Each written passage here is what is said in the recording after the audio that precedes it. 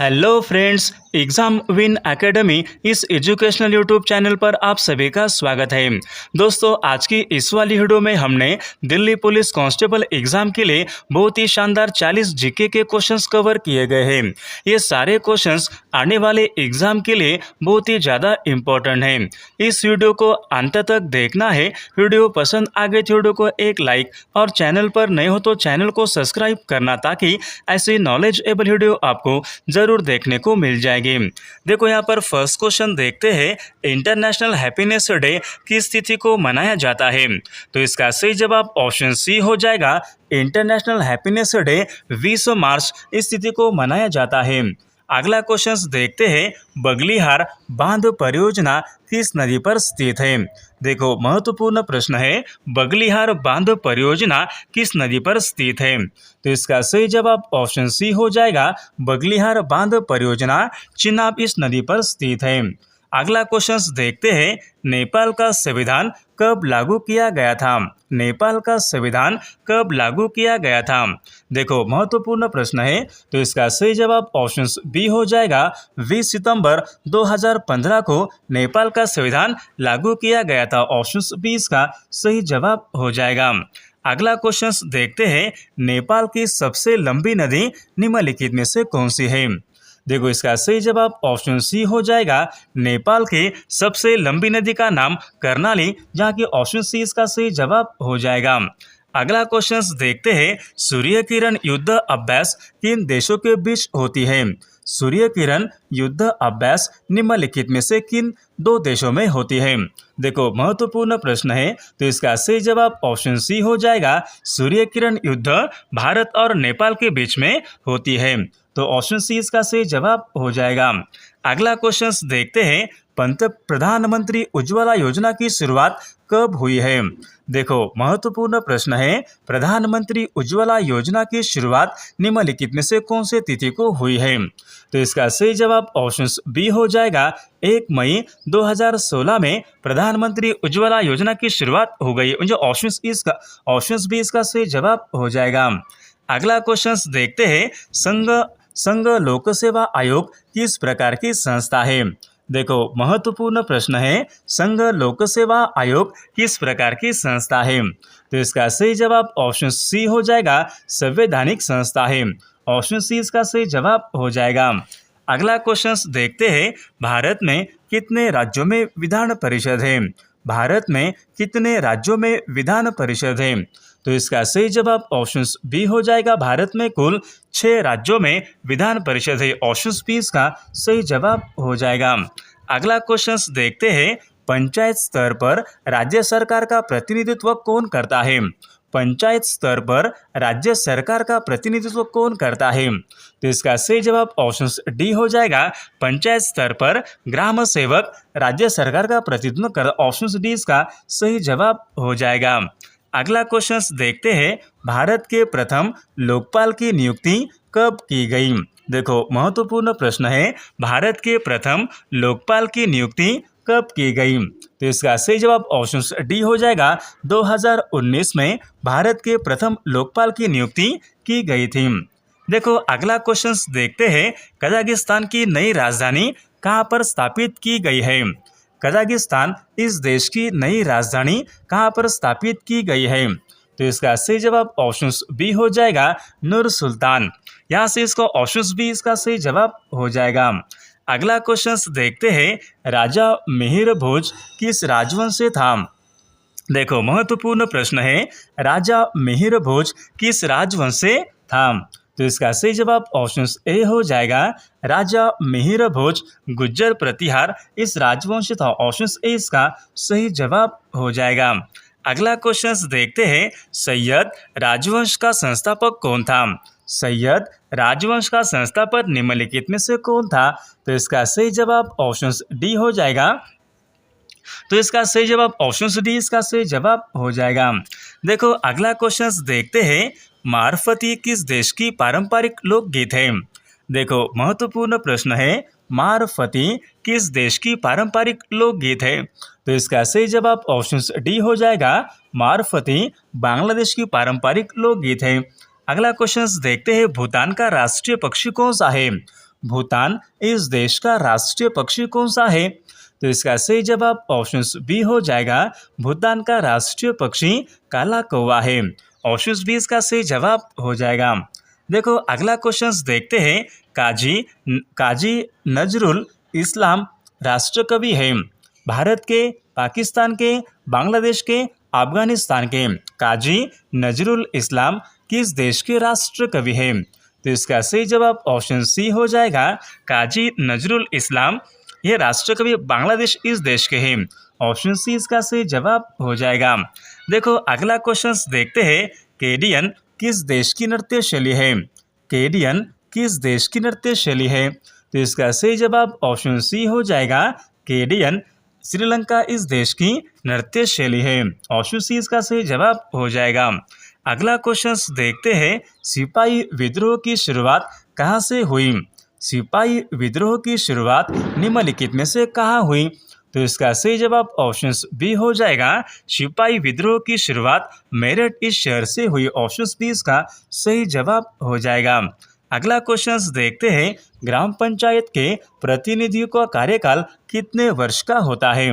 ग्राम पंचायत के प्रतिनिधियों का कार्यकाल कितने वर्ष का होता है? तो इसका सही जवाब ऑप्शन सी हो जाएगा। 5 वर्ष का कार्यकाल होता है। अगला क्वेश्चन देखते हैं। तनाक किस धर्म का एक पवित्र ग्रंथ है? तनाक हिंदू, पारसी, ईसाई, यहूदी?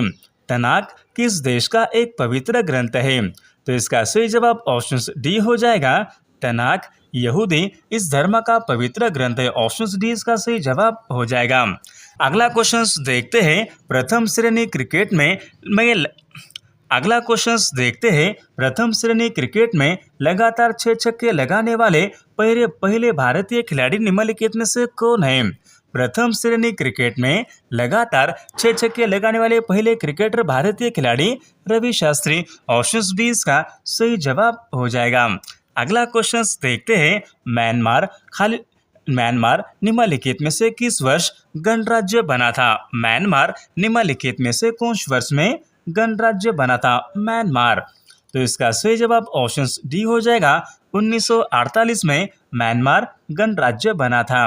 अगला क्वेश्चन देखते हैं। अफीम युद्ध किन 2 देशों के बीच लड़ा गया? देखो महत्वपूर्ण प्रश्न है। अफीम युद्ध निम्नलिखित में से कौन से 2 देश में बीच लड़ा गया था? अफीम युद्ध। तो इसका सही जवाब ऑप्शन डी हो जाएगा। चीन और इंग्लैंड के बीच अफीम युद्ध लड़ा गया। ऑप्शन डी इसका सही जवाब हो जाएगा। अगला क्वेश्चन देखते हैं। कन्नौज का युद्ध निम्नलिखित में से कौन वर्ष में हुआ था? कन्नौज का युद्ध। तो इसका सही जवाब क्या होगा? ऑप्शन बी हो जाएगा। 1540 में कन्नौज का युद्ध हुआ था। ऑप्शन बी इसका सही जवाब हो जाएगा। अगला क्वेश्चन देखते हैं। विल्सन रोग किसकी अधिकता के कारण होती है? विल्सन रोग निम्नलिखित में से किसकी अधिकता के कारण होती है? विल्सन रोग। तो इसका सही जवाब ऑप्शन सी हो जाएगा। विल्सन रोग कॉपर की अधिकता के कारण होती है। ऑप्शन सी इसका सही जवाब हो जाएगा। अगला क्वेश्चन देखते हैं। ब्रिटिश राज एवं अफगान आदिवासियों के बीच कौन सी युद्ध लड़ी गई थी? ब्रिटिश राज एवं अफगान के आदिवासियों के बीच निम्नलिखित में से कौन सी लड़ाई लड़ी गई थी? तो इसका सही जवाब ऑप्शन ए हो जाएगा। सारगढ़ी युद्ध। ऑप्शन ए इसका सही जवाब हो जाएगा। अगला क्वेश्चन देखते हैं। भारत में आंतरिक अशांति के समय भारत के प्रथम प्रधानमंत्री कौन थे? भारत में आंतरिक अशांति के समय भारत के प्रधानमंत्री कौन थे? तो इसका सही जवाब ऑप्शन सी हो जाएगा। पंडित नेहरू। देखो अगला क्वेश्चन देखते हैं। नेपाल का राष्ट्रीय पशु क्या है? नेपाल इस देश का राष्ट्रीय पशु क्या है? तो इसका सही जवाब क्या होगा? Option B. नेपाल का गाय राष्ट्रीय पशु है। अगला क्वेश्चन देखते हैं। नेपाल कितने प्रांतों में विभाजित है? नेपाल यह देश निम्नलिखित में से कितने प्रांतों में विभाजित है? तो इसका सही जवाब क्या होगा? तो इसका सही जवाब ऑप्शन बी हो जाएगा। तो इसका सही जवाब ऑप्शन सी हो जाएगा। नेपाल 7 प्रांतों में विभाजित है। अगला क्वेश्चन देखते हैं। फ्रेंडशिप हाईवे किन 2 देशों के बीच है? देखो महत्वपूर्ण प्रश्न है। फ्रेंडशिप हाईवे निम्नलिखित में से कौन से दो देशों के बीच में है फ्रेंडशिप हाईवे? तो इसका सही जवाब ऑप्शन बी हो जाएगा, चीन और नेपाल के बीच फ्रेंडशिप हाईवे इन दो देशों के बीच में है। अगला क्वेश्चन देखते हैं, भारत श्रीलंका के बीच कौन सी युद्ध अभ्यास होती है? भारत और श्रीलंका इन दो देशों के बीच में निम्नलिखित में से कौन सी युद्ध अभ्यास होती है? देखो महत्वपूर्ण प्रश्न है, तो इसका सही जवाब ऑप्शन बी हो जाएगा, भारत एवं श्रीलंका के बीच मित्र शक्ति इस नामक युद्ध अभ्यास होती है। अगला क्वेश्चन देखते हैं, ब्रह्मपुत्रा इस देश की सबसे लंबी नदी निम्नलिखित में से कौन सी है? ब्रह्मपुत्रा बांग्लादेश की सबसे लंबी नदी निम्नलिखित में से कौन सी है? तो इसका सही जवाब ऑप्शन डी हो जाएगा, बांग्लादेश की सबसे लंबी नदी सुरमा। ऑप्शन डी इसका सही जवाब हो जाएगा। अगला क्वेश्चन देखते हैं, श्रीलंका की सबसे लंबी नदी कौन सी है? श्रीलंका की सबसे लंबी नदी निम्नलिखित में से कौन सी है? तो इसका सही जवाब ऑप्शन सी हो जाएगा, महाबेली गंगा श्रीलंका की सबसे लंबी नदी है। अगला क्वेश्चन देखते हैं, सम्राट अकबर का वित्त मंत्री कौन था? सम्राट अकबर का वित्त मंत्री कौन था? तो इसका सही जवाब ऑप्शन सी हो जाएगा, टोडरमल सम्राट अकबर के वित्त मंत्री थे। ऑप्शन सी इसका सही जवाब हो जाएगा। अगला क्वेश्चन देखते हैं, पुस्तक गुलामगिरी के रचनाकार निम्नलिखित में से कौन है? पुस्तक गुलामगिरी के रचनाकार निम्नलिखित में से कौन है? तो इसका सही जवाब ऑप्शन सी हो जाएगा, ज्योतिबा फुले पुस्तक गुलामगिरी के रचनाकार है। अगला क्वेश्चन देखते हैं, प्रथम सर्च इंजन आर्ची के संस्थापक निम्नलिखित में से कौन है? प्रथम सर्च इंजन आर्ची के संस्थापक निम्नलिखित में से कौन है? तो इसका सही जवाब ऑप्शन ए हो जाएगा, एलन हिमटेज। ऑप्शन ए इसका सही जवाब हो जाएगा। अगला क्वेश्चन देखते हैं, सन 1971 में भारत पाकिस्तान के युद्ध के समय रक्षा मंत्री कौन थे? देखो महत्वपूर्ण प्रश्न है, सन 1971 के बीच भारत पाकिस्तान के युद्ध के समय भारत के रक्षा मंत्री कौन थे? तो इसका सही जवाब ऑप्शन बी हो जाएगा, जगजीवन राम। ऑप्शन बी इसका सही जवाब हो जाएगा। अगला क्वेश्चन देखते हैं, लॉर्ड मेयो की हत्या किस स्थान पर की गई? लॉर्ड मेयो की हत्या निम्नलिखित में से किस स्थान पर की गई थी? तो इसका सही जवाब ऑप्शन ए हो जाएगा, पोर्ट ब्लेयर।